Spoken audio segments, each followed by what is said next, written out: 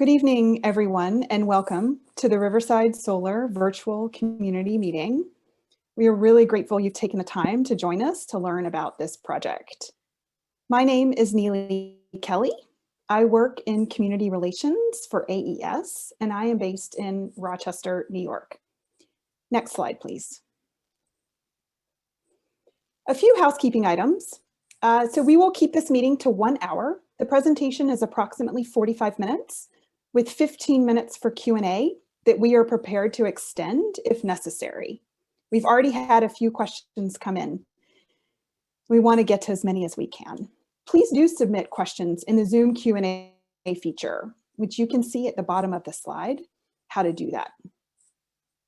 If you are joining us by phone or cannot access the Q&A feature, please submit questions via email to riversidesolar@aes.com. We are recording the presentation and it will be made available on the project website, along with the presentation slides and a transcript of the Q&A. A quick note about, for those of you who might have the S-Power emails and website addresses, Riverside Solar has undergone an ownership transition. The emails are forwarding automatically from the S-Power emails to the AES ones. And the web page is also automatically redirecting. Next slide, please. The purpose of this evening's virtual community meeting is to introduce AES to the community, present project information and updates, provide information on the New York State 94C permitting process, inform the community about next steps in project development and how you can get involved. Fulfill the public engagement component of 94C. Due to the persisting COVID crisis, AES is unable to hold an in-person community meeting for the safety of our team and the local community. We do look forward to engaging with you in person when it is safe to do so. Next slide, please. Here is your team of presenters and panelists for tonight. And now I will turn it over to Mike Farrell, Senior Manager for AES. Mike? Thanks, Neely. It's nice to meet everyone. I'll just check if everyone can actually hear me. I get a thumbs up from my co-panelists. Thanks everyone for coming out to meet us. It's great to be able to talk to you about this project. We're very excited about this project and all of our activities in New York as we work with AES Clean Energy. Next slide, please. A little bit of background before I get into the agenda. My name's Mike Farrell, and I lead the development of utility scale solar projects in New York for AES. And we're very excited about the portfolio of projects that we have. A little bit of quick background here. Neely mentioned our transition from S-Power to AES, which I'll get into in a second. The agenda will talk a little bit of background of AES and AES Clean Energy, the Riverside, the project overview, a little bit on the regulatory overview, and then some community interest topics and study updates, followed by a Q&A session. That's how we'll follow it through. Next slide, please. So S-Power acquired this project from National Grid Renewables. I know some of you might be going through some acronym pain here. It's changed hands a few times. S-Power acquired from National Grid Renewables. S-Power then merged into AES Clean Energy. Prior to that merger, S-Power was owned 50% by AES, which is a publicly listed power company, and 50% by Alberta Investment Management Corporation. The merger was a result of AES increasing their ownership percentage. This merger was finalized in early 2021. And it's important to notice that this announcement and the team, et cetera, is not impacted as a result of the merger. As a matter of fact, Eric and Brett, who are going to speak to you tonight, were part of the original National Grid team that developed this project. So we're maintaining continuity for stakeholder engagement on the project. Next slide, please. AES is a Fortune 500 global power company. It is the only global power company that's actually headquartered in the US. It's got across four continents and 14 different countries, a number of different people. I think the important part to note here is that the mission of the company, accelerating the future of energy together. And we're certainly going to bring that to New York State in this project, as we also look to advance climate solutions for not just North America, but in the rest of the continents, the rest of the world where we operate. Next slide, please. AES Clean Energy is a group that S-Power has merged into, along with AES Distributed Energy. It is a not quite a department within AES focused on clean energy. The operating portfolio of clean energy is about a little over 3 gigawatts. It's got about 500 employees. In New York itself, there's about 160 megawatts of operating portfolio. The largest project in that portfolio is the 20 megawatt project in Riverside and Long Island. With a substantial development portfolio, of which this Riverside project is a part of. Across the United States, the development portfolio for AES Clean Energy is about 12 gigawatts. Next slide, please. And now I'd like to introduce you to Brett Hastings, who's leading the development of the project. Thanks, Mike. Can you guys all hear me? Great. All right. Sounds good. Yeah, as Mike said, I'm Brett Hastings, and I was definitely lucky enough to get the opportunity to continue working on the Riverside solar project, as well as several other projects that are going to continue to be developed by AES in New York. I've been involved with building renewable energy projects for over 15 years, and I actually live in a wind park in Bliss, New York, in Western New York. I've been working specifically on the Riverside project for over 2 years, along with the team. And I'm very happy to say that we're all really lucky to have the ability to work with a company like AES, most notably because AES is motivated not only to develop and design, but to also follow through and build and operate, which is a process that I'm more supportive of because it requires more of a commitment to outreach and the building of long-term relationships within the community. And we understand not everybody's excited for us to be here as excited as we are anyway, and we completely understand that. That's one of the reasons we're here tonight, is to help everyone understand that AES is committed to making sure we answer your questions and make as many people as possible comfortable with the fact that Riverside project will be a beneficial project, not only for the environment, which is the main reason we're here, but also for the community here in Lyme and Brownville, where the conditions are very favorable for a project like this. So with that, I'll slip right into the project overview. If you can give me the next page. This is a complete overview that I'd like to go through with you. And we'll start out with the nameplate capacity. The nameplate capacity is 100 megawatts, and that means that at any one time, the project at full production is capable of producing 100 megawatts of energy and distributing that onto the grid. That's PV solar panels. There's also 20 megawatts of energy storage being considered, and we'll decide on this prior to the submitting of our application in the spring. But I definitely did want to talk briefly about the addition of the energy storage to this project. As research and development in the renewable industry has increased, it's becoming more and more apparent that storage is going to be a major component of these types of projects moving forward. So, as we all know, renewable energy sources are intermittent by nature. That said, filling the gaps between cycles of wind and sun become very important to the stability of the grid. And as the world is working to decrease the use of CO2 emitting electricity generators, including peaker plants and so forth, as a result, we have this new need to fill the gaps.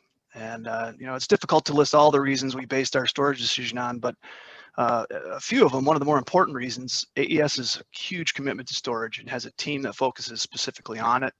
We're extremely confident that storage can be a very safe and essential piece of this project and other projects in the portfolio, especially considering the goals we're reaching for under the climate action plans in New York and also around the country. The 20 megawatt unit should only take up less than an acre of space near the substation, and it'll be installed in compliance with local, state, and federal regs. Economically and electrically, it's way more efficient to have distributed energy storage units attached to the grid rather than just like one gas peaker plant. More instantaneous startup and quite a bit more efficient to build. So we'll have 24/7 monitoring on all the units and automatic control of the output if there's any issues that present themselves, and we'll be working directly with the local EMS and fire departments with regard to safety plans and emergency response. So that's just a little bit about the energy storage piece. Regarding the location, It's right on the border of Lyme and Brownville, just northeast of the village of Chameau, if you're familiar with the area. What we have on there now is a state location. I think we can switch to a county map to give you a little bit closer look at it. Yeah, there you go. So the zoning in this area is, as in Lyme, is AR, or agricultural rural residential, and in Brownville it's similar. It's agricultural and residential, and it's AR2 zone. We're locating the point of interconnect, or some folks call it the POI, our substation, in the center of the project. It's going to be attached to a national grid 115 kV line, and we are qualified, ready, and waiting to enter the New York State Independent Systems Operator, or the NISO. It's we call that the grid, basically, into the 2021 class year facility study. And that study takes about a year and helps all the grid projects understand each other's impacts and scopes, and allows for an efficient and safe integration of all these different types of projects. There's many environmental benefits, but two of them, one being we are reducing by approximately 133,000 metric tons of CO2 by operating this project, and we'll be powering close to 22,000 homes with it. We do expect to be operational by the end of 2023. COD is a term you'll see, that's commercial operations date. So that's a pretty large overview. If we could go to the next slide, I'll just talk briefly about our timeline. So the development phase, the first blue block on the left, we've been in this for a couple of years. This is where we've assessed the land, the line, the law, making sure that we've got folks that are interested, that we've got the transmission line that we can connect to efficiently, and solar laws that we can operate responsibly and in compliance with. And then there's also some environmental studies that Samantha will touch on a little bit later, on all the studies we've been through, the ones we're implementing right now, and the ones we'll be performing both pre-application and moving through the life actually of the project. It's important to note that these studies aren't all just one and done. We'll be continuing to assess and monitor our impacts to the environment in an attempt to ensure we continue to improve it. There's also some engineering and design and layouts and technical components of the application that are being done in this period. So we hope to submit our application in the spring of 2021, this spring, and start construction by the end of 2022. We put Q4 up there, that's Q4 or the end of 2022. And as we mentioned earlier, be operating by 2023. Next slide, please. So this is more of a preliminary project layout. This is a little bit more detail to show you a little bit closer where where our project lies, what our footprint looks like. You'll notice that there's a significant decrease in the project area. Our original site boundary earlier in the process, in the permitting process, was the purple line. That's being removed, and our new site boundary is the red one. And as a result of land discussions, environmental studies, that we'll discuss shortly, but generally, wetlands, artifacts, visuals, sound, other setbacks are taken into account. Things like that are taken into account with this project layout. We'll get a little bit deeper into that later in the presentation. So, more specifically, the vicinity of where the roads are, you've got Morris Track Road kind of on the north, southwest there is the State Route 12E, and you've got Weaver and Case Road on the eastern side of that, and there's a transmission line that runs on the sort of northwest side of the project.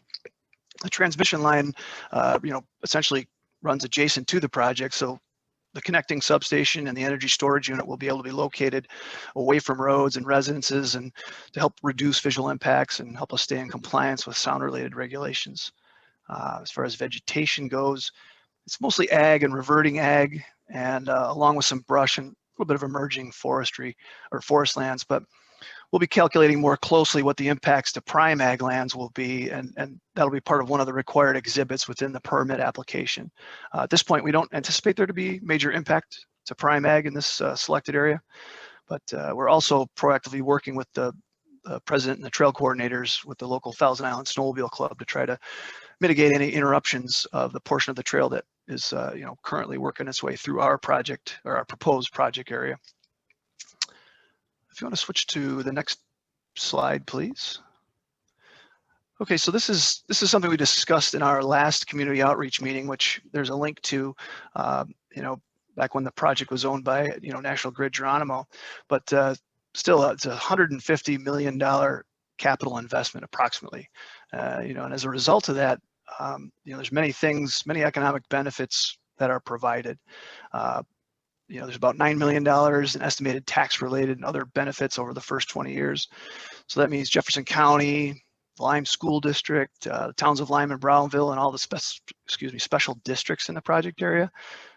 It's important to point out that we don't require any additional services. So we don't have any extra sewer connections, or we don't plow. We plow our own access roads. We don't send any kids to local schools, and we handle our own electrical connections. Just as a few examples. So this will be added tax revenue provided to the community without the associated burdens that typically come as a result of new developments.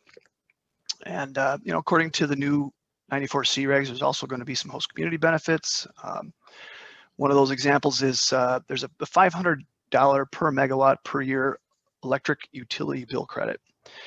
And essentially, in summary, that's about $500,000 of electricity credits that will be distributed over 10 years to all of the residential electric utility customers in the towns of Lime and Brownville.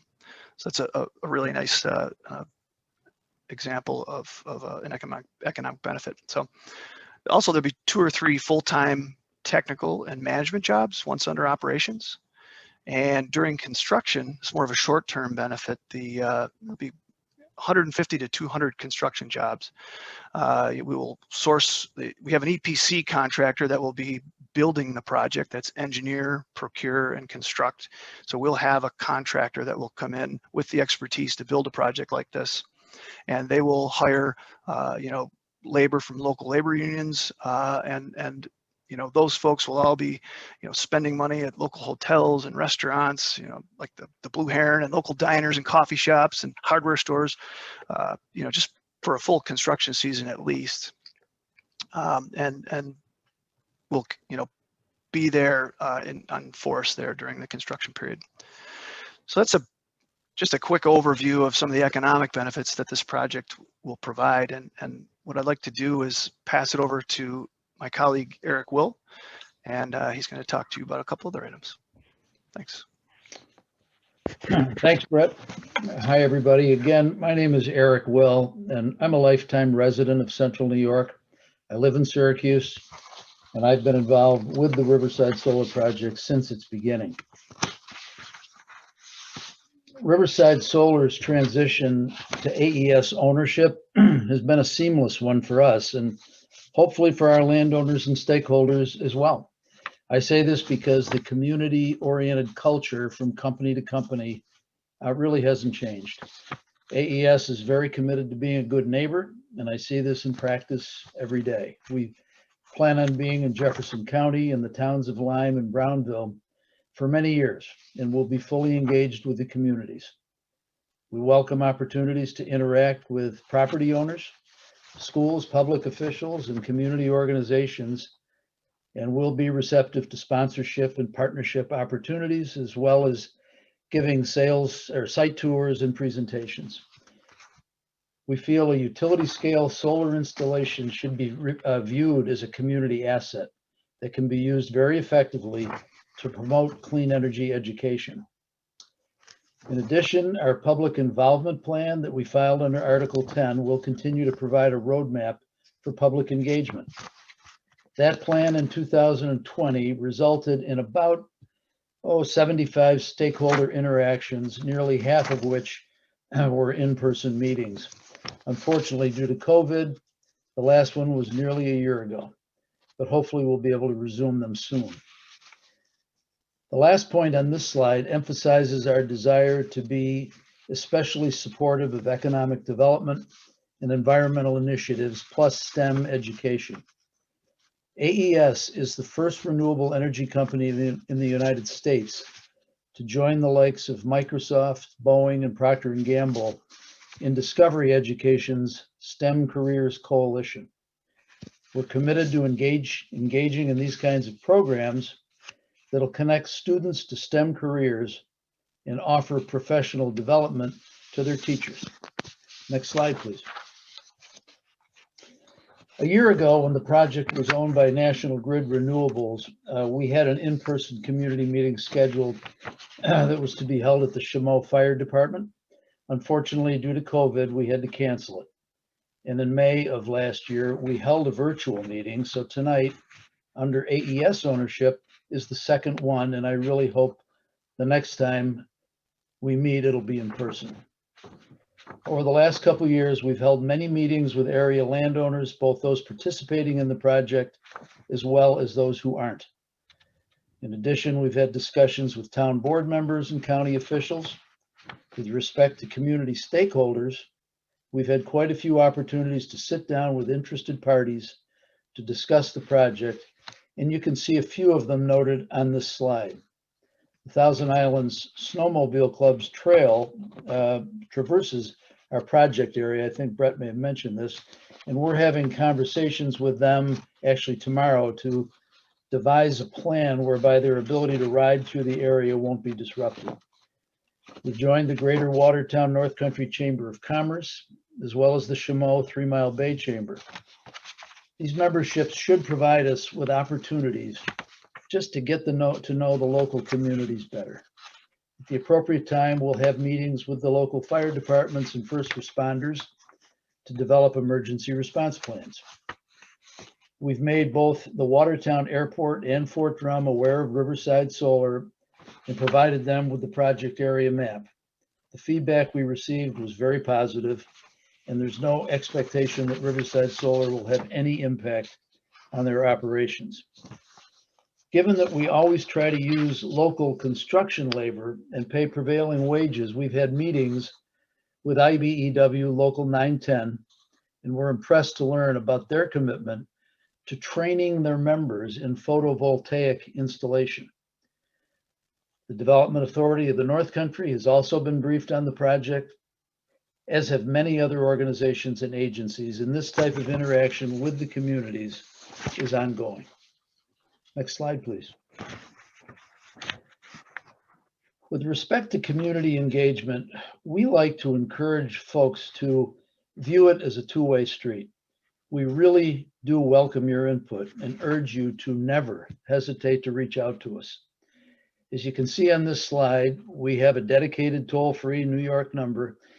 The project has an email address and website and real people you can speak with who hold virtual office hours twice a week at our toll-free number. Also, when we get to the last slide of this presentation, you'll see my email address and cell phone number as well as Brett's. We believe in being available, and when we're not, to getting back to you promptly. Now, to give you a New York State regulatory overview, I'd like to introduce you to our lead permitting attorney, Jim Moscato. Jim's a partner in the Young Summer Law Firm located in Albany and is very experienced in permitting utility scale projects here in New York.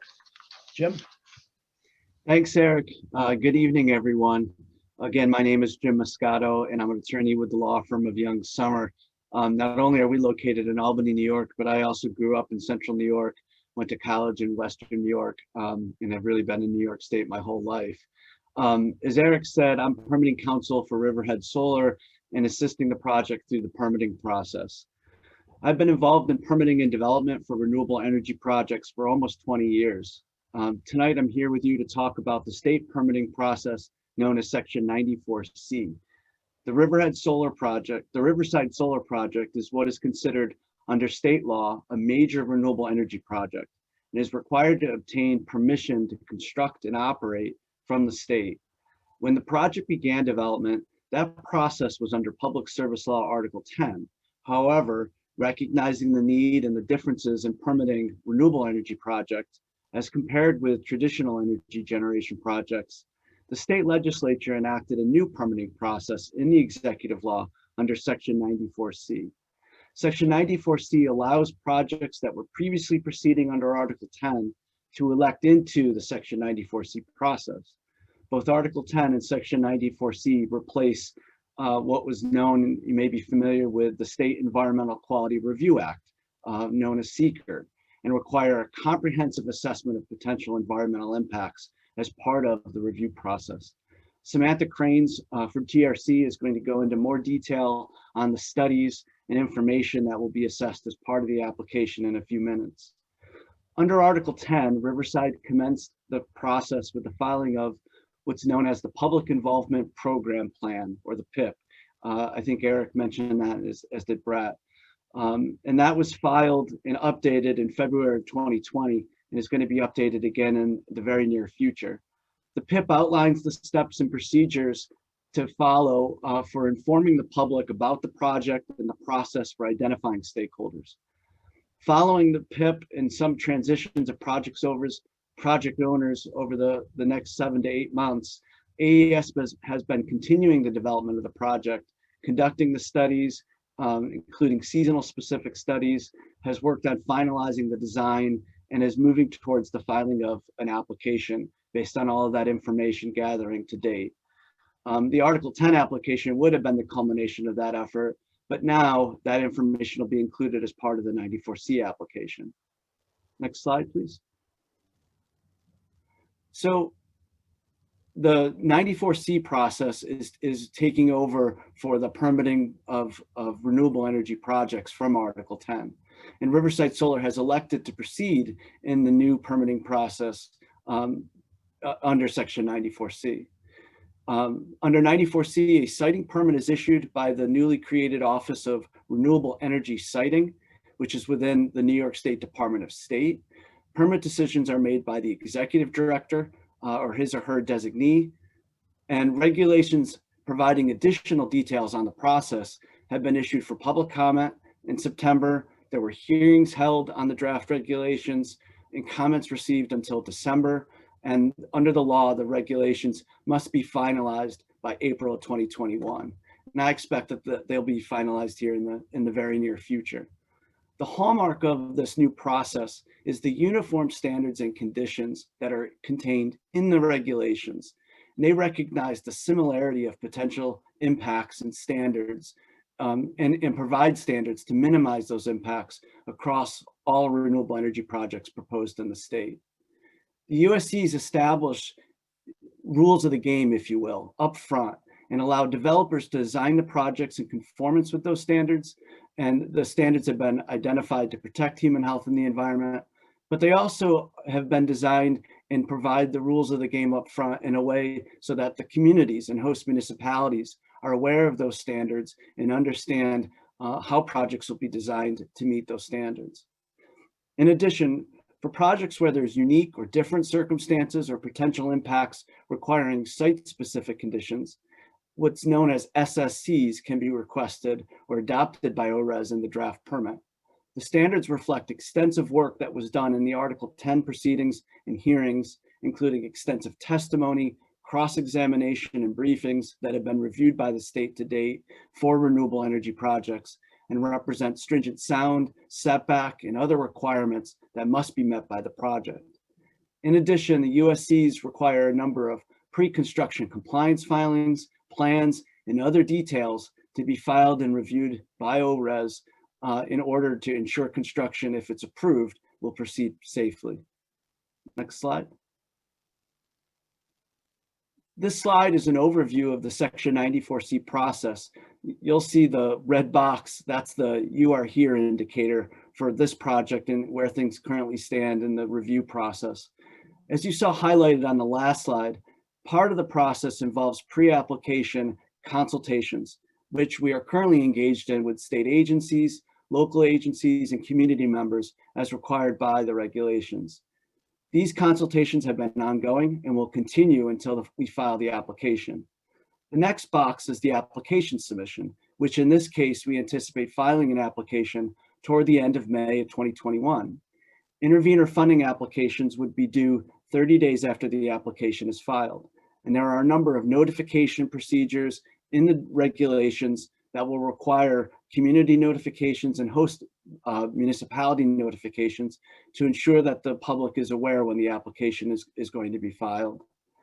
Following a 60-day review timeframe to determine if the application meets the regulatory requirements, the application is deemed either deficient and requires additional submissions and information to be deemed complete, or ORES can deem it complete, and then it proceeds to the next step in the process. From there, once it's deemed complete, ORES has 60 days to issue a draft permit.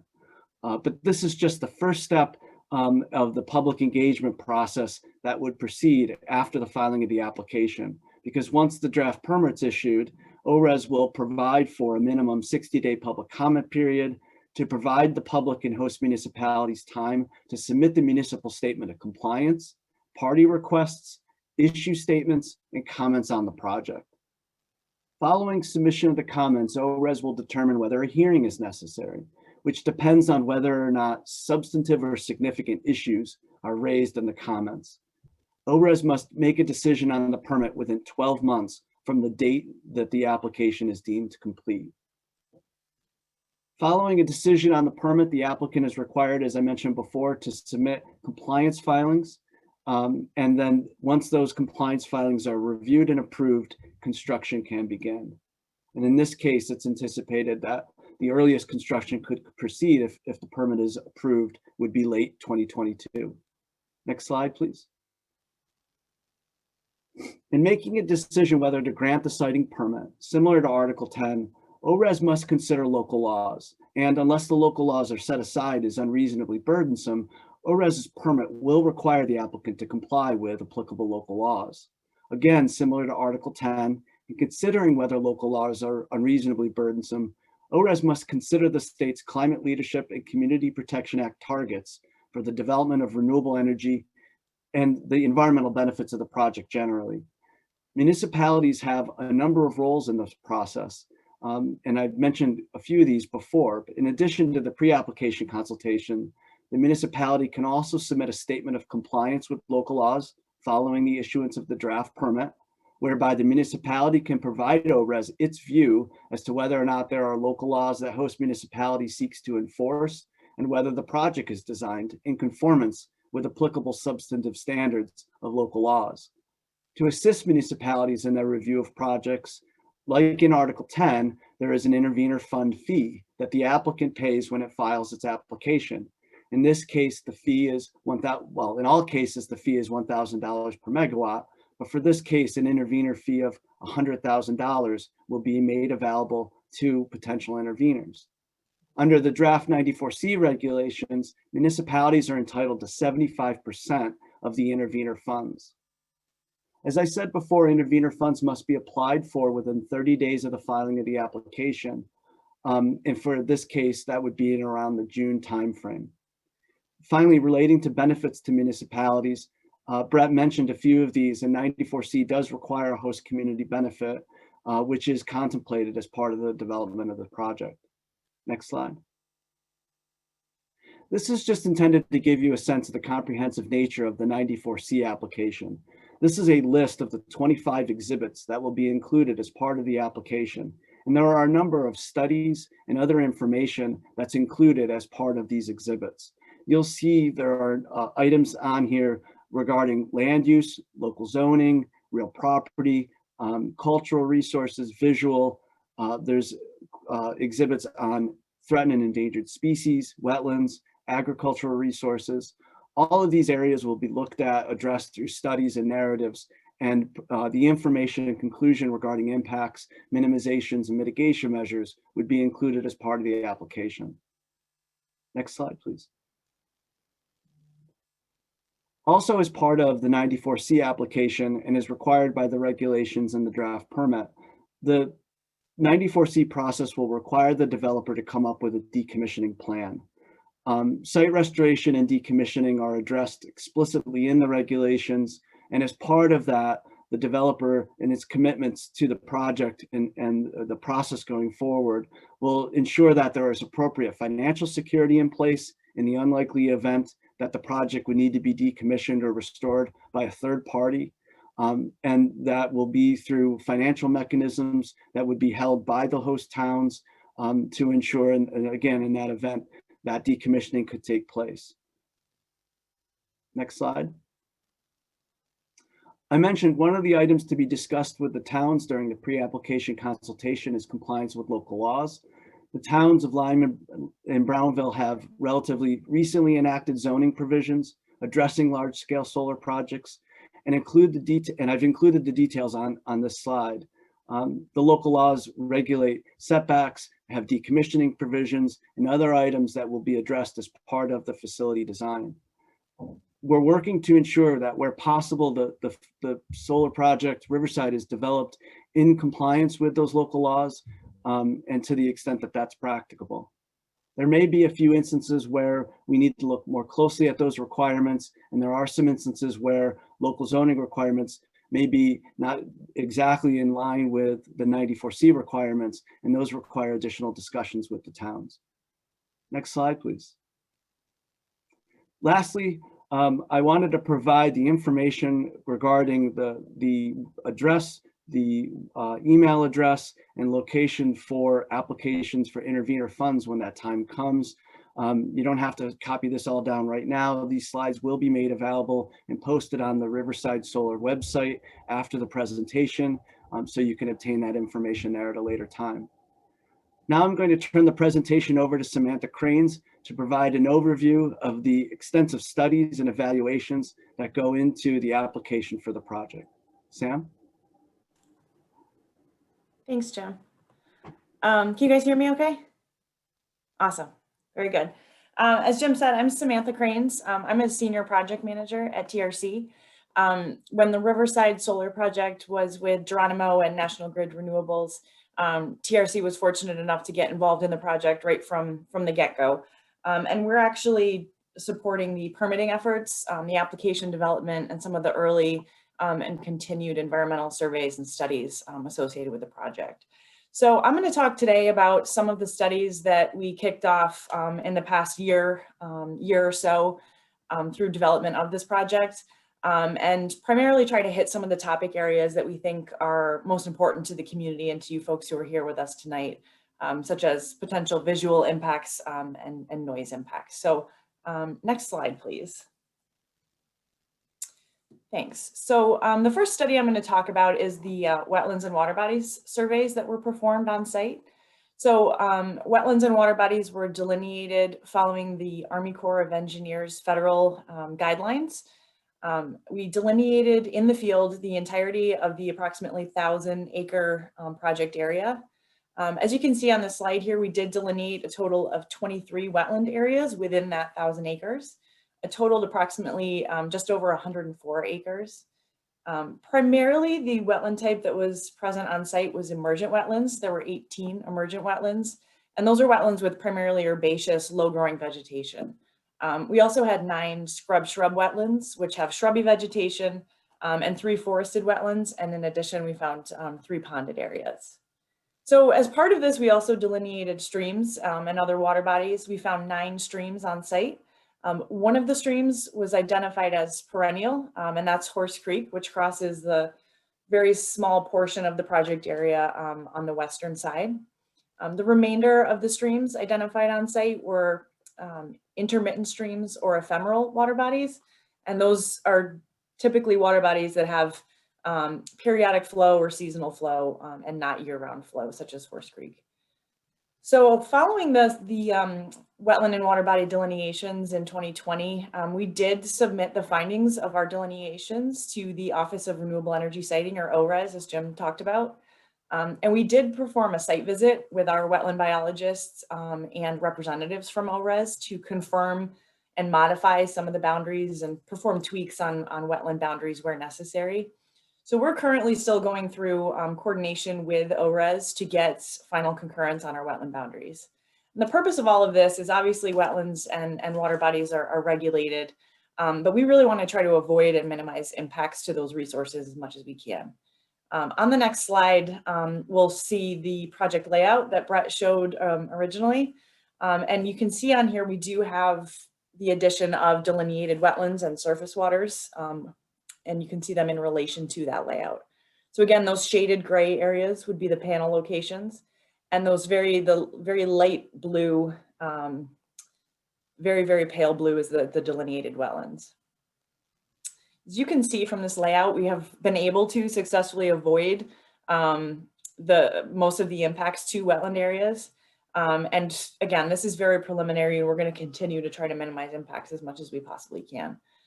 If there is an impact that we can't avoid, we'll work closely with the regulating agencies and come up with a compensatory mitigation plan to make up for those lost impacts. Next slide, please. So another study that's been very important and is important to get kicked off early for these types of projects is a review of the rare, threatened, and endangered species that may be present in the project area. So based on early consultations that TRC performed with the DEC through the New York Natural Heritage Program, as well as the Fish and Wildlife Service, it was brought to our attention that there is potential for grassland breeding birds to utilize the project area, as well as winter raptor species. So surveys were performed, grassland breeding bird surveys and winter raptor surveys in the appropriate seasons and timing following DEC protocols last year. And you can see here on the slide, there's just some metrics about how many surveys were performed for each of those studies. And so once this picture, I guess I should also note, this is a picture from the Riverside project area that shows a typical area of grassland breeding bird habitat. So this would be a location where one of our surveys actually took place. So all of this information was compiled in what's called a wildlife characterization report that's required under 94C. This is a new and early consultation that's done under 94C and is really helpful to getting these types of issues brought to the table right off the bat. So it's in addition to the surveys that we did perform, we also performed an extensive desktop and literature review going out to a distance of 5 miles as part of that wildlife characterization. That takes into account wildlife management areas, important bird areas, and other significant natural communities up to a 5-mile distance. So all of that information has been compiled and we've submitted that to ORES, and per the regulations, we're going to have a sit-down meeting with them in the near term and discuss any potential for occupied habitat at the project area. And I just want to note, obviously the breeding birds and the winter raptors are species that are were noted as potentially using the project area. But there are other species concerns that are always taken into consideration when building a project of this scale. So we also are consulting regarding potential for bat species to use the project area. Based on what we know so far, there's no known occurrences of bat species in the project area or within a couple miles of the project area. But again, we're in the early stages of this consultation and we'll be sure to coordinate with the appropriate agencies. Next slide, please. All right, another topic that is kind of very early on as the layout's very preliminary is our assessment of visual resources and potential landscaping needs. So very similar to Article 10, the 94C application will include a visual impact assessment or a VIA. And the purpose of this is to determine the extent and assess the significance of project visibility. And this actually goes beyond the actual project area. This goes to a 2-mile visual study area. The steps outlined on the slide here actually kind of describe that process and how we come up with the overall assessment of visual impacts. So step 1 here is identifying visually sensitive resources. These could be hiking trails or areas that are deemed areas where people could potentially see the project and should be considered in development.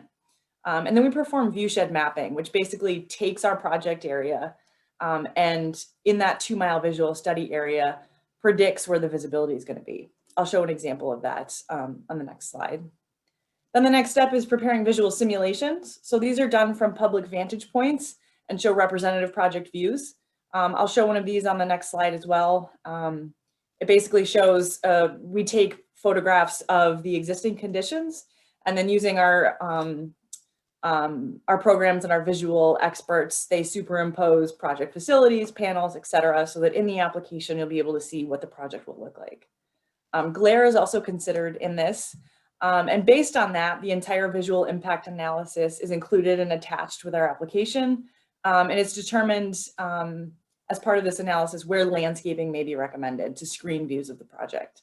And we just wanted to note here that, this is obviously very early on. This is a requirement of 94C, so will be taken into consideration and landscaping will be proposed where necessary. And the backdrop of these plantings will be evergreen tree mix so that we do have coverage of visibility all year long.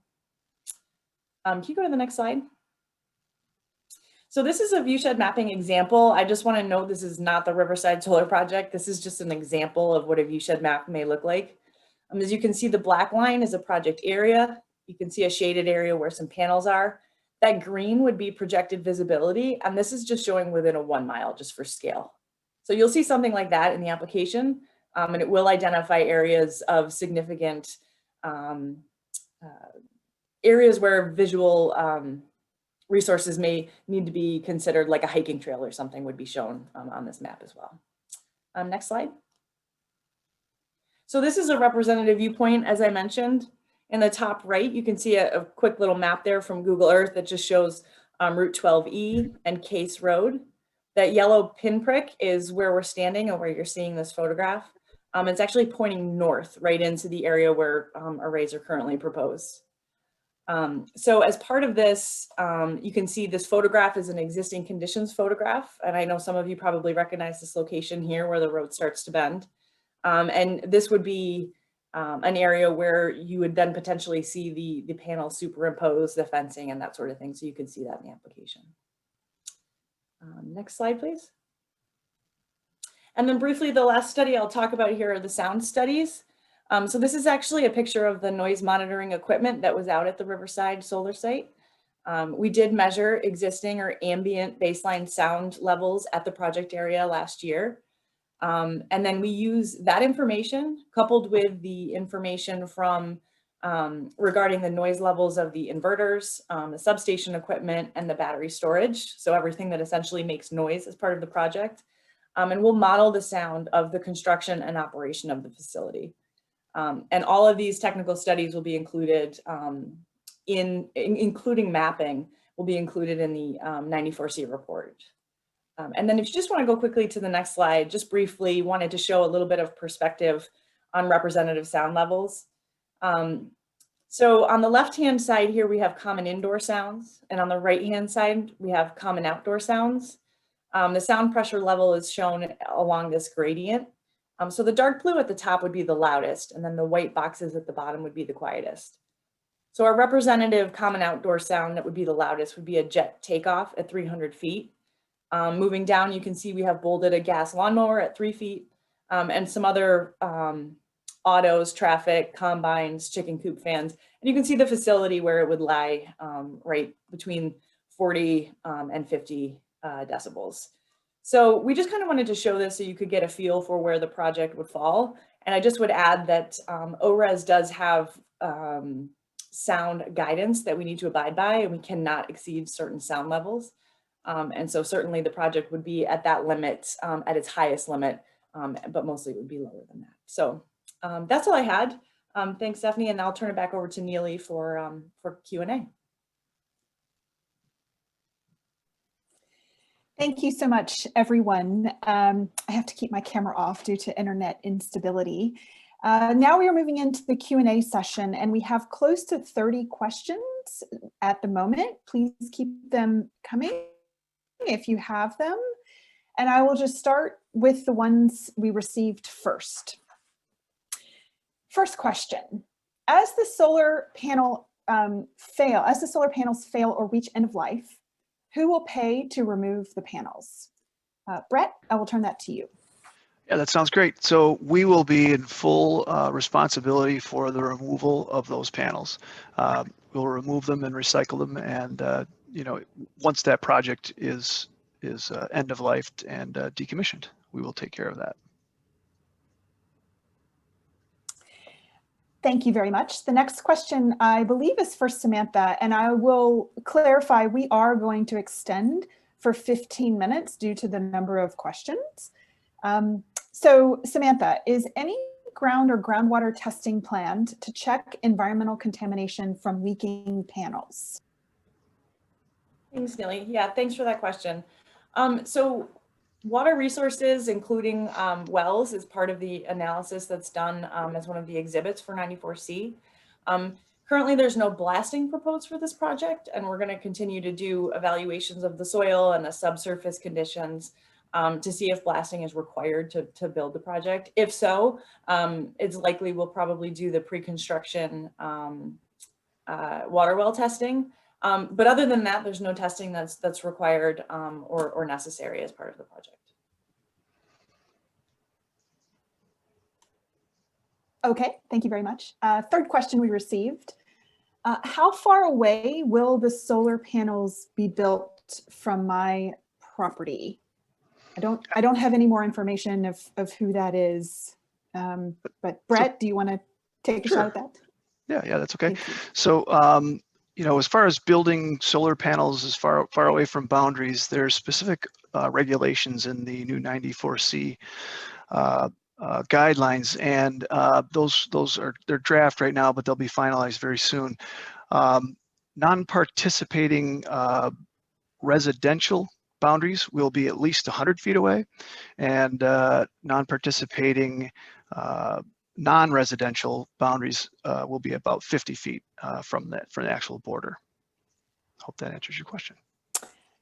So I think so, and this might be an identical question, but I promised I would ask them all. So what is the setback distance between from the solar panels, the fence, to the road and or private property? Brett? Yeah, good. Just elaborate a little bit further on that. Dive into a little more detail. So the equipment on the panels are required to be, 50 or 100 feet away, whatever that setback is, depending on the situation, at a minimum. And then, the fencing can be on the outside of that, and if there's any vegetative buffering, that might be, on the outside of that as well for any visual mitigation. And just Thank to you very much. add to that, Yep. Neely, so with respect, Yep, go right ahead, Jim. yeah, so Section 94C, as Brett said, has specific standards for roads and for property lines. The local zoning laws also have standards for property boundaries as well, and roads. So it's a combination of all of those factors that go into the design of the facility. It's either 50 feet to non-participating property lines, depending upon whether you're talking about Brownville Lime or 94C, or 60 feet. And it's either 50 or 100 feet from roads, again, depending upon whether you're talking about the local zoning requirement or under 94C. So all of those things will be considered as part of the design. That's a great point, Jim, too. And to Jim's point, in our preliminary design at this point, we've actually designed our layout in compliance with the most conservative numbers. So, where ORES might say 50 feet, the town law might say 60. We use the 60 foot in our preliminary layout to try to stay in compliance with those regulations. Okay, thank you all very much. The next question is, I believe it's for Samantha. How will you be addressing the Chameau Barrens preservation? Great, thanks. Yeah, that's a great question. As part of the wildlife site characterization report that I talked about a little earlier in my presentation, we did an extensive desktop analysis and review according to the 94C guidelines, which requires that you actually look at all types of significant communities, wetland areas, state designated resources, et cetera, out to a 5-mile distance. So that area in particular was evaluated and included as part of that analysis. It is within our 2-mile study area as well. So, we anticipate having conversations with the DEC and ORES regarding any potential requirements or things that we need to know about that community type and that area. I know there's some significant wetland community types there. We will not be impacting that area directly, although I know it is an area that's used for hiking and walking trails, et cetera. So, that may be one of those areas that's considered for the visual analysis as well.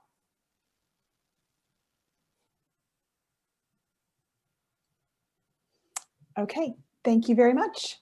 Next question. How does this geographic area rate as far as necessary solar resource requirements? I will turn that to you, Mike. Yeah, hi. Thanks, Neely. That's a really good question. I mean, I think the way that we look at different siting and different solar projects, there's kind of a you kind of optimize on a number of different constraints. Obviously, the land needs to be appropriate, typically not too hilly. It also needs to have access to nearby interconnection. And kind of most importantly, you need to have sort of ready and willing landowners that are willing to sort of host these projects. And a fourth requirement is obviously an engaged community and stakeholders that want this project to happen. So we feel we have all those conditions. More specifically, this geographic area rates perfectly well in relation to anywhere else, most anywhere else in the state. So, you know, the general, I think there's a, we see I'll hit a question on capacity factor. I think that was also mentioned. Without getting into the exact specifics, I mean, typically solar projects are in the 20+% capacity factor range. So this is a this isn't Arizona, but this is a very profitable area as far as solar development for projects. I don't know, Brett, if you wanted to add anything there or not. Yeah, no, the only thing I would add is this: the technology for solar PV has just grown immensely quickly, and so even on cloudy days, you're gathering solar energy and creating electricity. Snowy days where we're potentially using bifacial panels, so we'll be producing energy from the reflection below. There's tracker units, so they roll with the sun. So yeah, we'll be using all the appropriate equipment to take the full advantage of this geographical area. Thank you both. Next question. A couple of questions about snowmobile trails. Are there any existing winter snowmobile trails across the existing properties? And if so, will they remain open to snowmobilers or cross-country skiing? Could parking areas be built for cross-country skiers? Good question. Brett? Good question. Yeah. Yeah, So okay. I mentioned earlier in my presentation that, and also so did Eric, we're actually working with the local snowmobile club to try to ensure that snowmobile trail will be able to connect through and continue on. Right now, I believe it runs on the transmission line, the National Grid transmission line for a portion of our project area. So we want to make sure that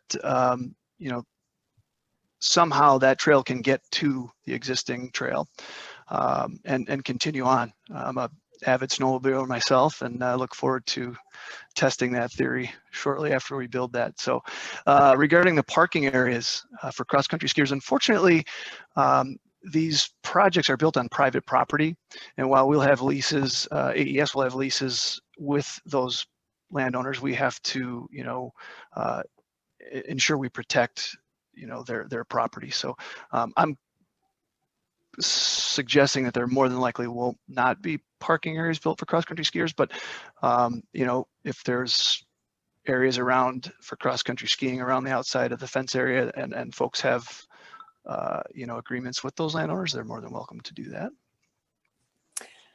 Thank you very much, Brett. Next question. How do you plan to assure you have qualified local labor for the construction of this project? Thank you. John O'Driscoll, IBEW, Local 910. Eric? Yeah, I'll take that one. I think that came from John O'Driscoll. John and I have talked on numerous occasions. As I mentioned in my comments, I applaud the efforts that IBEW is making to train as many people as possible, because our marching orders to our contractors will be to hire as much local labor as they possibly can. So we ourselves can't create the local qualified labor, but if it's there, we will hire them. Thank you very much. Will the energy from the solar panel benefit us in town? I believe that is a Brett question. So yes, right now we'll have $500 per megawatt that will be credited to every residential electricity utility user for the first 10 years of the project. So that will be not each. Sorry. Yeah. Good point. Maybe I said that wrong. Sorry, Eric. So there's $500,000 total of electricity credits that'll be distributed over 10 years to, you know, all of the residential electric utility customers. This is just kind of a new thing that has come up. So in the towns of Lyme and Brownville, the actual energy itself will go onto the grid and be distributed as electricity is normally distributed. Okay, thank you very much. There is an existing solar project under construction now adjacent to the village of Chameau. As a consumer, am I going to have to choose between National Grid or AES? I believe that's No, Brett everybody will or continue Eric? to get their electricity Eric? from National Grid. Yeah, if Okay. whatever provider of electricity you have right now it will continue to be your deliverer. Yeah, let me add to that as well. AES is not a sort of retail power provider, so nothing changes for the local folks on who provides their local electricity. Okay, thank you very much. What type of storage system? Brett? You go ahead, Mike. Yeah, I would just say the storage system will probably likely be a lithium ion, likely a 4-hour system. Obviously adhering to all the local safety requirements. It'll be located right next to the project substation, and it'll probably look like just like electrical equipment that normally would be, and obviously additional setbacks that would be required there. And so we're very aware of and monitoring all the health and safety requirements of those battery storage systems. It's a very small footprint for 20 megawatts of storage. So. Okay. Next question. What is the project's anticipated capacity factor? Yeah, I think I covered this one already, but I think it's going to be, similar to other projects, so 20% plus. Okay. How many solar panels to be installed? A lot. There is, that the area that we put into the project area that you saw on the map. It's probably difficult to go back to that, but the panels will be installed there. I don't have an actual count, a number, but what I'll do is I'll kind of take this into the next question. The project area is approximately 1,000 acres, and that doesn't mean that there's going to be 1,000 acres of panels. And we reduced it from what we called our original site boundary, which is the area that we were working in to find the appropriate locations that would have the best conditions to build this project. So hopefully I can answer both of those questions with one little answer there. Okay, thanks, Brett.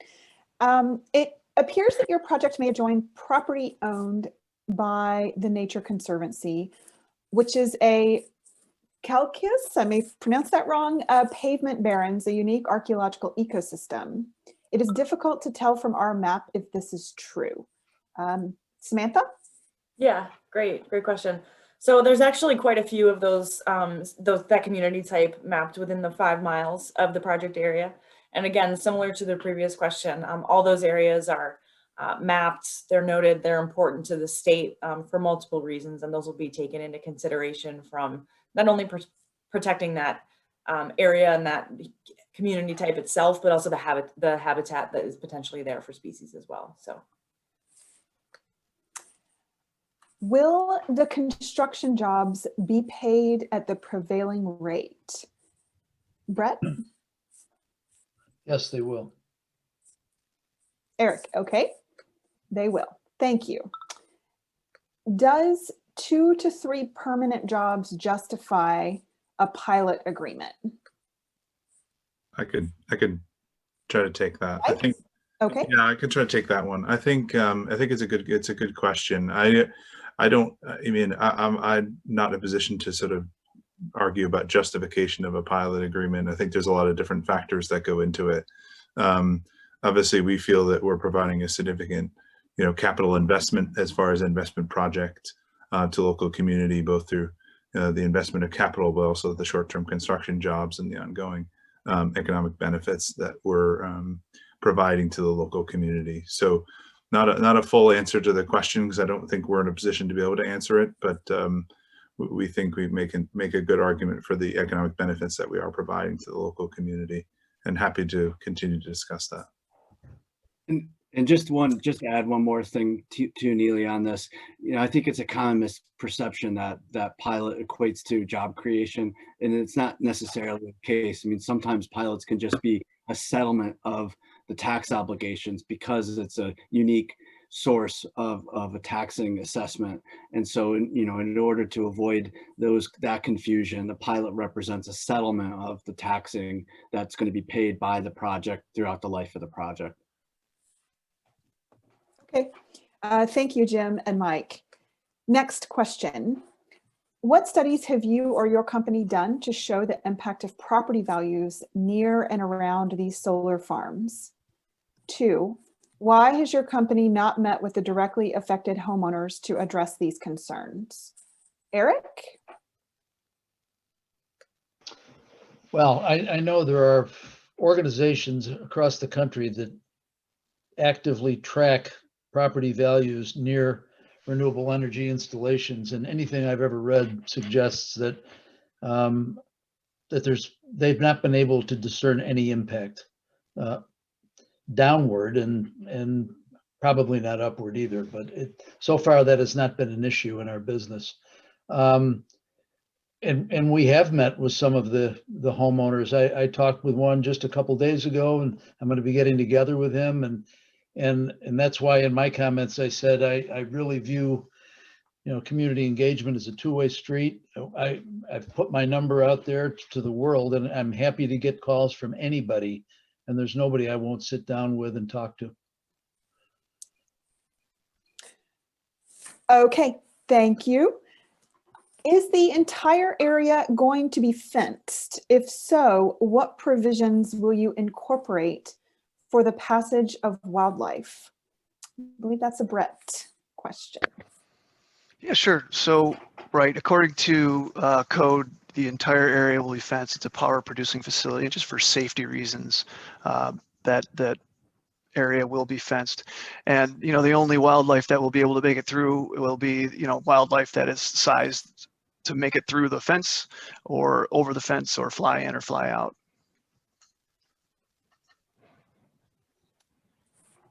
Okay. Will this project require overruling any local regulatory laws? Jim? Sure. So at this point, I think the answer to the question is it's unknown. As Brett said before, specific to setbacks and some other provisions of local laws, the intent here is, while we're in the design phase, to conform to local laws where we can, and to look at areas where we can, and talk about ways in which we can either modify the design or otherwise, come up with an arrangement. That being said, though, there's a lot of factors associated with the design, site constraints, environmental constraints, and other things. So, while that's the intent, to the extent that there is any provisions that would be considered either unreasonable just in their application because they're ambiguous or otherwise, those could be waived. But in the first instance, the intent is to try to conform the design to the requirements, even where they are more stringent, as Brett said earlier. Thank you, Jim. Just a quick note, we've answered 19 questions, 20 questions, and have 38 remaining at the moment. We are going to go until 7. People, please feel free to hop off, but we really do want to do our best to address as many questions as possible. So the next question is, why do you need to build on both sides of 12E rather than have it further back so it doesn't seem confining? The current solar project on Art 179 is right next to the road, and it is completely overwhelming to those of us who live near the project. I believe that's a Mike question. I can grab Yeah, that I'll one. actually I'll let Brett take that one. Brett, That's more of a thank you. Yeah, question. so the project layout that you see now, as Jim had kind of mentioned earlier, this is preliminary. So, right now we are designed to be on both sides of 12E, but potentially in the future that could change. It really depends on a few more of our studies that have to be contemplated and finalized, and a number of other things that will impact our design. But we'll also be working with the town and landowners with regard to vegetative screening and other things if for some reason it becomes a visual burden to them. So we'll be integrating a landscaping plan as well into our application. Okay, thank you very much. So there were a few questions I think that were submitted before the presentation started. Our apologies for the delay in getting to them. What does the total capacity mean? Megawatts per hour, per day, or per year? Mike? Yeah, so that's what we refer to as the nameplate capacity that's the 100 megawatts. That's the amount of, I think Brett briefly touched on this, but that's the maximum amount of power you can issue in 1 hour. So then, megawatts per hour are the amount that you could, obviously issue per hour, and then how much you actually issue per hour. And you can do that measurement on a per day, a per year, a per month. So just as a general idea, the way you calculate capacity factor is you take the nameplate capacity, you multiply by 8,760, and then you divide that number by the amount of actual production that you have, and that gives you a capacity factor number. So hope that answers your question. Please address any coordination efforts with Fort Drum Office of Plans and Policy to ensure no impact to Wheeler, Sac Airfield, and military training operations in the area. Eric? Yeah, I'll take that. I have already engaged with them. It has to be about a year ago now. So I provided them with a lot of project information, project map, and offered to come over and sit down with them in person. They studied everything that was provided, and the woman I was speaking with said, you're welcome to come over for a meeting, but you really don't have to. We're fine with it. We don't see any problems. So that was definitely a hurdle that we wanted to clear early on.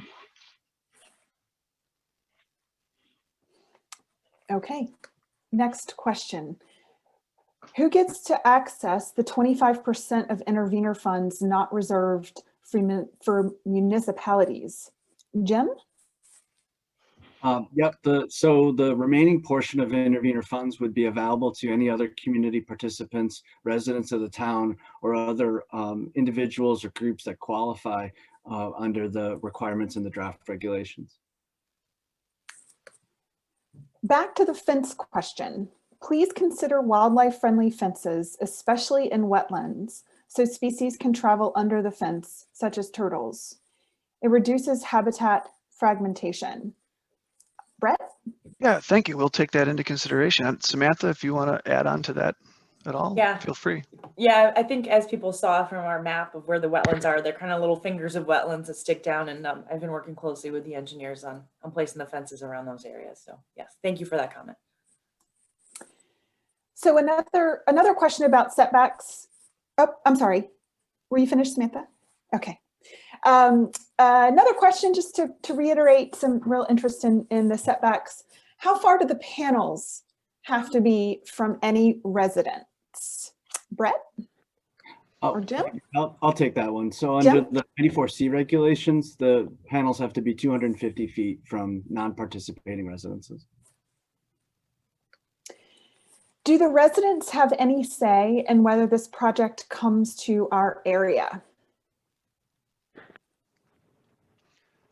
So if any, yeah, I guess if any residents have any concerns or questions, surrounding why the project, is such a good fit for this area, Lyman, Brownville, please feel free to connect with us. It's tough to, really answer that question in depth, but if yeah, I would just add, Brett. Yeah, I would just add that certainly in our mind, one of the pillars of building one of these projects and getting these projects developed is the support of the community and local stakeholders.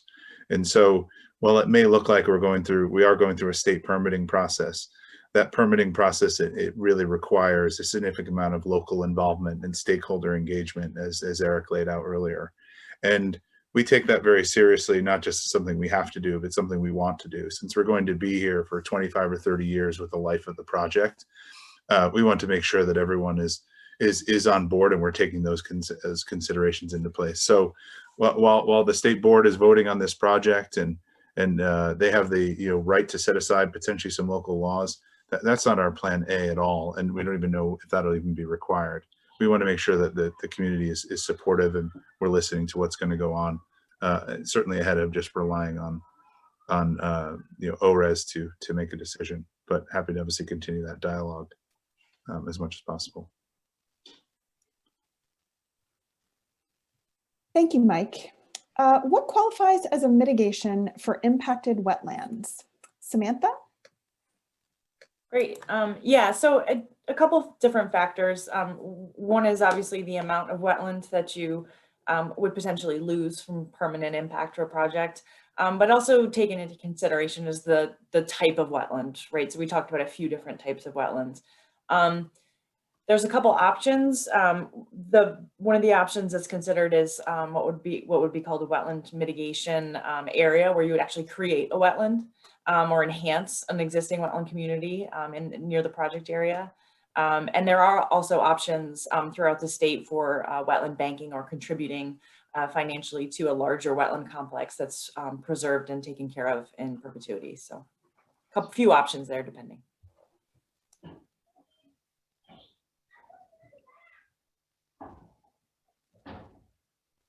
Thank you. Within that project, how many solar panels are you talking about? I think Brett, you answered that. If you would take another stab at it. Yeah, I don't have tonight the exact number of solar panels. We don't have a final layout yet. But I mean, if you want to check in, a couple months from now prior to our application, for sending our application in, we could probably get pretty close to how many panels that would be. Okay, and I want to thank you, Brett. I want to make note of the time. We did say we will extend the Q&A to 7 p.m. We have 34 questions left.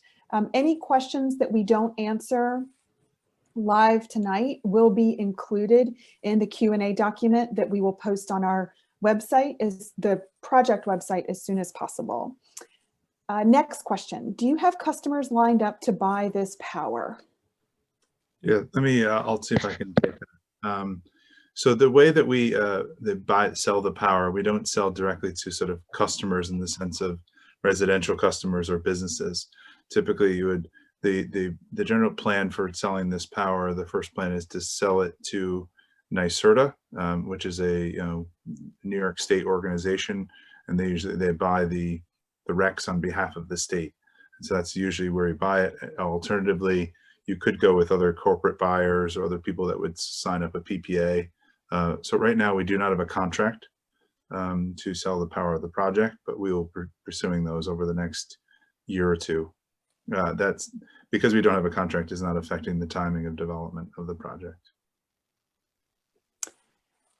Thank you, Mike. From COD, when do you expect to become profitable? Brett, and can you explain the acronym COD as well? So yeah, I'll explain the COD acronym, and maybe I'll defer to Mike for profitability, but COD is the commercial operation date. So that's when the project is actually up and running, it's been commissioned, it's safely injecting power into the system, and actually it's being metered. Yeah, as far as when we become profitable, obviously that varies from project to project. So I don't think that we're in a position to sort of provide that answer right now, but happy to discuss that further. Okay, thank you, Mike and Brett. Any dangers we should know about if we have a fire at the battery storage facility? So we'll be working with, we have sorry, Haley. Yep, we have. Okay. Yeah, we'll be working directly Right. with EMS and fire departments to be prepared for something to this effect. But we also have, monitoring and safety programs in place for these storage facilities. Mike, I don't know if you want to add anything to that. Yeah, I think one of the companies that AES is a very close partnership with is the leading battery installer in the entire world, Fluence. And we're very aware of, working with the battery suppliers on safety and safety requirements that have improved significantly over the years. And so we're very keen on monitoring that. And so the risk of fire is very low, but we understand all the safety protocols, which is why this equipment will be located near the other very sort of, people don't get up close to the existing electrical equipment as well. And this will be considered part of that electrical equipment.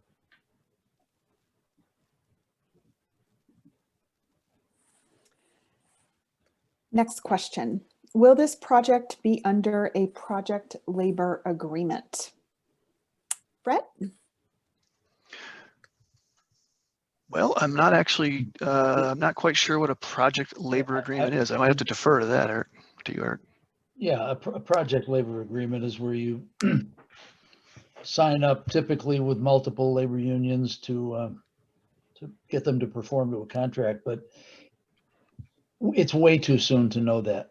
We haven't chosen an EPC contractor yet, and ultimately it would be up to them to determine whether a PLA is in the best interest of the project or not. I mean, we want to hire local labor. We will pay prevailing wage, whether it's all subject to a PLA. It's just too soon to know. Thanks. Next question. How will you treat vegetation around the solar panels? Samantha? Great, yeah. So we're going to plan to have grass covering throughout the area within the fence line. And it's primarily going to be a mix of low growing species that don't exceed 2 to 3 feet in height, so they don't end up shading the panels. As part of our compliance requirements and our standards for the project, we'll be required to submit an operations and maintenance and vegetation maintenance plan, which will indicate the frequency of mowing, however we determine that that's required and meeting those conditions. I guess I would also add that, we don't plan to use any widespread herbicides or anything. If we need to do some spot treatments to control any vegetation, that would be done by someone that was trained and certified in that, and it would be DEC approved herbicides if that was the case. So primarily mowing, periodic mowing. Thank you. Do landowners within the setback areas around the project get paid by AES? Mike? Yeah, I'm going to probably defer to Brett, but in general, the people that usually are generally part of the project within the project laydown fence area are usually have contract with the project company. But I don't know, Brett, if you want to add any color to that. No, that hits it right on. So yeah, landowners within the setback areas, the actual landowners that are participating in the project will definitely be paid by AES. Thank you, Brett. Some of this land was in the state bird acreage program until just a couple of years ago. How does this affect solar development on these particular fields? Samantha? I'm sorry, what was that question? I couldn't hear. Some of this land was in the state bird acreage program until just a couple of years ago. How does this affect solar development on these particular fields?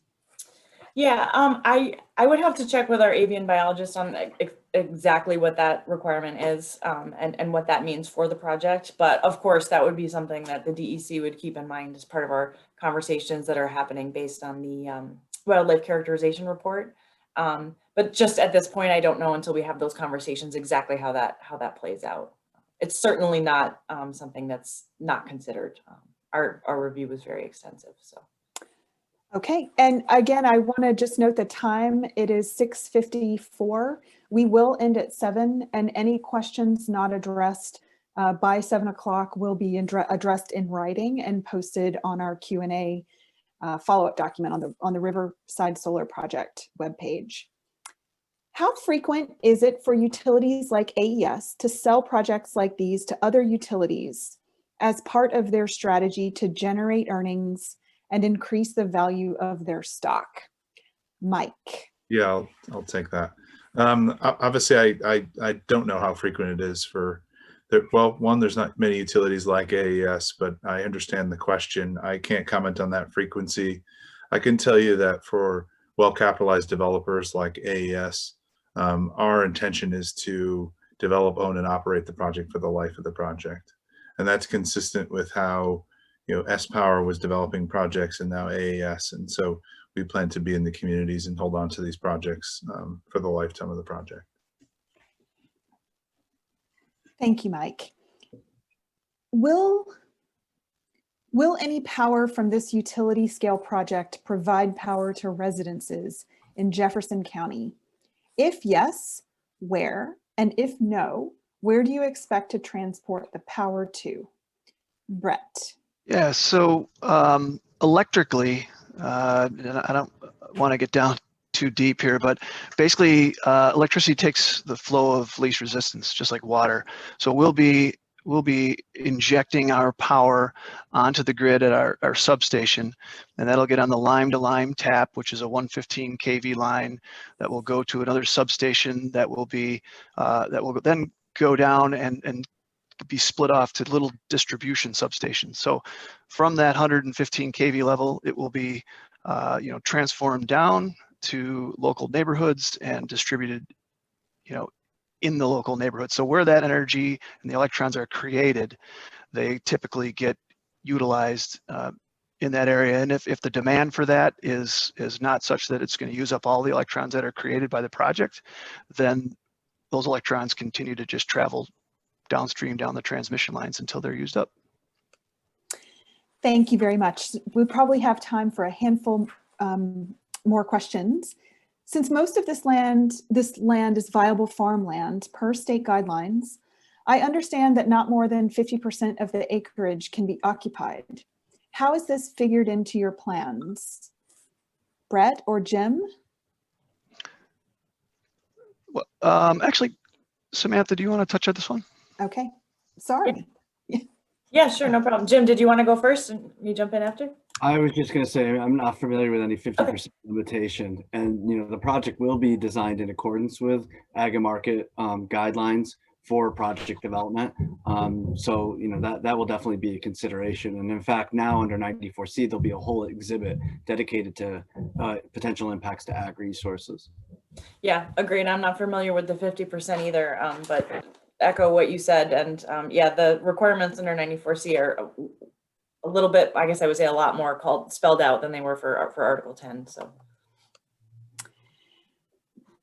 when you speak of setbacks, is that for the solar panels themselves or the setback of the fencing and greenscape? Brett. It is the equipment used to produce power. And Jim, you can opine on this if you'd like, but the fencing and greenscape will be outside of that setback. That's right. That's how the local zoning laws read and how 94C reads. Yeah. You say power so many homes. How exactly will I see that and what benefit will I receive? Brett? Let's see. So I think there's two separate pieces to this. At some point we could be powering 22,000 homes, that being one. And then as far as a benefit goes, that's just sort of measuring the general capacity that this project has to support users, just to give you a concept of the scale. As far as what benefit you will receive, that's touching back on a couple of the economic benefits, which if you're a local resident, might be the increase in taxes that this project provides, the electric utility bill credit. There's many benefits that I touched on a little bit earlier that come without any extra burden from us. Yeah, I just want to add too. I think it's a little bit, it's a little bit fluid when you look at the electrical grid, as Brett explained before. So as more renewable energy comes onto the grid, obviously, then there's a benefit from all, greener renewable energy projects. So it's more used as a scale and size of the project rather than an actual direct plug-in to plug in those specific homes. So we are at time. I'll have one more question, and then the remaining 23 questions again will be included in the Q&A follow-up document. Are there any setbacks, boundaries established with regards to additional solar projects that are or will be introduced to the towns of Lyme and Brownville? Basically, how close to your project can another utility come to construct additional projects? Brett? Jim, I think, yeah, maybe yours first setback and regulations.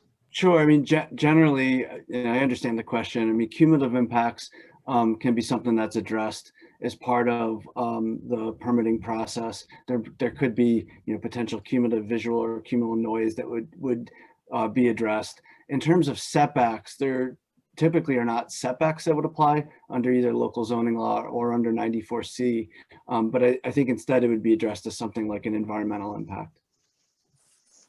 Yeah, and I just want to just also highlight the fact that obviously we're very close partners with the participating landowners. So, we actually don't usually just bring projects to the towns. We actually talk to the landowners and make sure that they're supportive of the project. Without the local landowners, we wouldn't have a project. So we are now past time. We've answered 43 questions and have 24 remaining. But it is late, and we will again make sure the questions that remain will be answered in the Q&A document. And with that, thank you everyone again for taking time out of your evening to join us, and to the presenters and panelists for the questions. And we look forward to seeing you all soon. Have a great night. Thank you. Thanks. Thank you. Bye-bye.